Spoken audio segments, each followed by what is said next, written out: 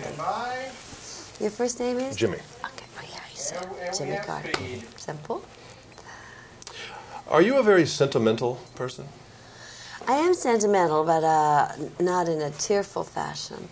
You know, I care about everything. I save everything. I save my children's all their clothes since they're little babies. And being an Aries, maybe I'm just more outspoken, and I'm not quiet about being, sentimental. Because we have so many memories of you, even though we don't know you, from your films, and just you've had such a colorful life, to say the least. Colorful was the word that came up, by the way, when I just kind of thought about it for a long time. Colorful is right. My personal life has been just crazy, cuckoo, and bananas because I marry all the wrong men because I have no taste in men. And my career has been my saving grace. It's been happy and wonderful and fun, and it's just given my life a whole other dimension. Well, I was going through books and saw pictures of you, and there was one with you and Eddie Fisher and Elizabeth Taylor walking down something together. I said, boy, that's an interesting picture.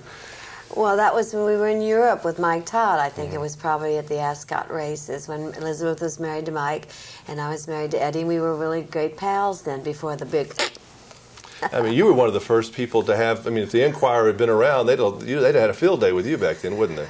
Yes, they didn't have those kind of books then, and the studios also protected you. If there was any kind of scandal or bad things, the studio protected you. You weren't in the paper about bad things. But that came out anyway. They couldn't hold that balloon down. That they did, because, Elizabeth was such a huge star, and Debbie was popular, and Eddie Fisher was a big star. Yeah, you were America's sweetheart. She had stolen the husband of America's sweetheart. Well, it was out of the death of Mike Todd, and everybody, he was very famous. So, but that's how many years ago? Yeah. Then you got Princess Leia as a daughter. That's very strange. Oh, no, she's a piece of work. She's wonderful. Isn't she something, though? She's so talented. And Carrie got Princess Leia in Star Wars. She was 17, and I did Singing in the Rain when I was 17. So she was very lucky to get a great classic movie, as I did, to get to do Singing in the Rain when I was that age. So. Now, she's a very spunky sort. Were you that way when you were her age, younger? Well, I'm more spunky than she, actually. She's more intellectual, but I'm more spunky than she. I'm a harder fighter. I don't give up at anything. I'm much more religious than she. She's much more questioning about all that religion. She's not an agnostic, but she's always, me, I always say, now the way that you don't have to be this miserable is that if you believe in a higher power. Oh, mother, please don't preach at me, But I'm sorry, I always preach, so. Well, I have two daughters, so I understand a little bit what that's like. It's very interesting. I think you have to pass on all the things that have helped make your life, that you've been able to survive the bumps. And what has that been for me? It's been my faith in God, my religion, and I want to give that to her. But she just takes those blows and... Was your film career an easy one? Like, I was thinking about Singing in the Rain. I heard that Gene Kelly wasn't too crazy about you getting that part. Was that true? L.B. Mayer put me in the role, and imagine that, because I didn't sing nor dance, and I was just a kid. And he says to Gene Kelly, this huge star who dances like the maniac, the man famous of all time, here's the kid. She's 18 years old. She can't dance, but she'll be good.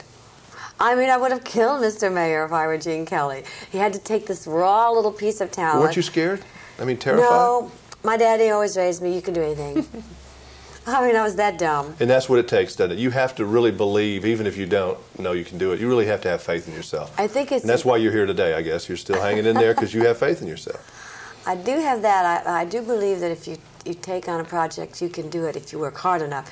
And then you don't fail. Just got to keep working really hard. You know what I hope? I really do hope, and I'm not saying this because you're here, because I've told other people this. I really hope you're nominated for an Academy Award for this movie, because I think you deserve it. I mean, you were wonderful. It was so interesting to watch you from the first of the film, where you might have been a little nervous and unsure of yourself, to where you were old cocky Debbie Reynolds there at the end. Well, I felt that the mother herself was very unsure about having her son at home.